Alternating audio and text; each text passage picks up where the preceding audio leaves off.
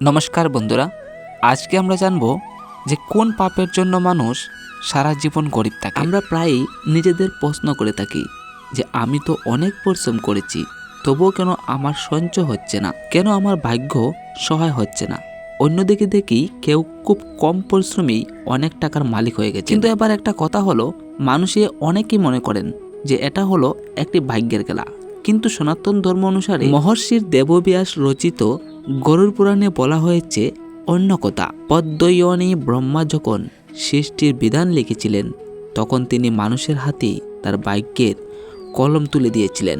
গরুড় পুরাণ হলো সেই শাস্ত্র যেখানে স্বয়ং ভগবান বিষ্ণু তার বাহন পাখিরাজ গরুড়কে বুঝিয়েছিলেন মানুষের কোন কাজগুলো তাকে দরিদ্রের চরমসীমায় নিয়ে যায়। দরিদ্র কেবল টাকার অভাব নয়, এটি একটি অভিশাপ যা আমাদের পূর্বজন্ম এবং বর্তমান জন্মের কুকর্মের ফল। আজকের এই আলোচনায় আমরা জানব গরুড় পুরাণ অনুযায়ী সেই ভয়ঙ্কর পাপগুলো কি, যা করলে মা লক্ষ্মী চিরতরভাবে ঘর ত্যাগ করেন। তাই ভিডিওটি শেষ পর্যন্ত দেখুন, কারণ শেষে আমরা বলবো এমন 4টি অভ্যাসের কথা যা করলে একজন ভিখারিও রাজার মতো ভাগ্য করতে পারে। গরুড় পুরাণের প্রেতগল্প অংশে ভগবান বিষ্ণু বলেছেন, হে গরুড়, মানুষের দুঃখ বা দরিদ্র আমি দিই না, মানুষ তার নিজের কর্মের মাধ্যমে অলৌকিকে নিমন্ত্রণ জানায়।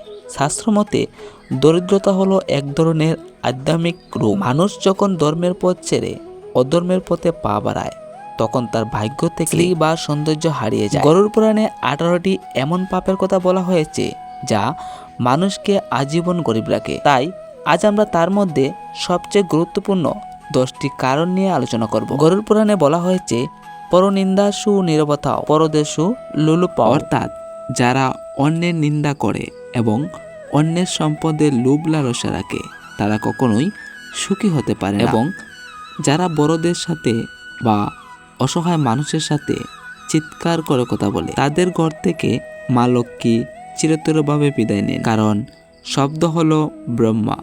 আপনি যখন কাউকে কটু কথা বলেন, তখন আপনি আপনার চারপাশের পজিটিভ এনার্জি নষ্ট করেন। এবার 2 নম্বরে আসে ধন অর্জনের পর যারা দরাকে সরা জ্ঞান করে এবং অন্যকে তুচ্ছ মনে করে, পরবর্তী জন্মে বা এই জন্মেই তাদের অত্যন্ত দরিদ্র পরিবারে জন্ম নিতে হয়। বাস্তব জীবনের উদাহরণ আপনি লক্ষ্য করবেন, যে পরিবারে সবসময় ঝগড়া বিবাদ লেগে থাকে, সেখানে কোনোদিনও উন্নতি স্থায়ী হয় না।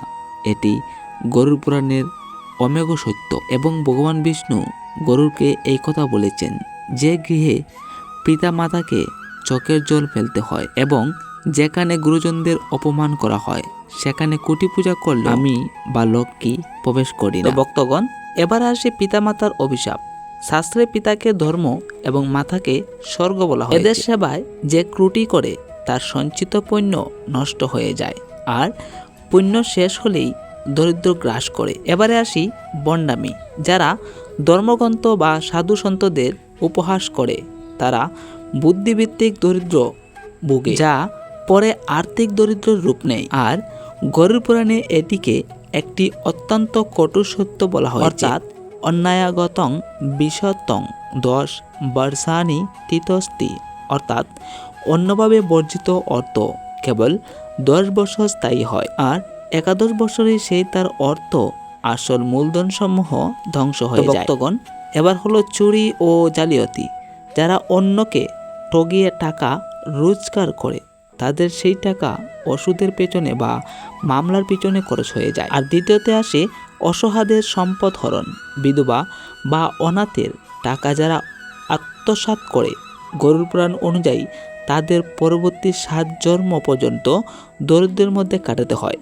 আমরা ভাবি আমরা জিতে গেলাম, কিন্তু কর্মফল আমাদের অজান্তে আমাদেরকে ভাগ্য থেকে সমৃদ্ধি কেড়ে নেয়। শাস্ত্র বলেছে, মা লক্ষ্মী কেবল পরিষ্কার পরিচ্ছন্নতা পছন্দ করে না, তিনি শৃঙ্খলার পূজাও করে। এবার আসে সূর্যোদয়ের পর ঘুমানো, অর্থাৎ যারা সূর্যোদয়ের পর বা সূর্যাস্তের সময় ঘুমিয়ে থাকে, তাদের শরীরে অলৌকিক বাসা বাঁধে। শুধু তাই নয়, এতে মেধা কমে এবং উপার্জনের শক্তিও লোপ পায়। তো প্রিয় ভক্তগণ, এবার আসে নোংরা পোশাক। গরুড় পুরাণে বলা হয়েছে, যারা সামর্থ্য থাকা সত্ত্বেও অপরিষ্কার থাকে বা দাঁত দিয়ে নখ কাটে, তাদের জীবন থেকে সৌভাগ্য মুখ ফিরে নেয়। তো ভক্তগণ, আজকের ভিডিওটি এখানেই শেষ করছি। আপনাদের ভালো লেগে থাকলে চ্যানেলটিকে সাবস্ক্রাইব করে আমাদের পাশে থাকুন।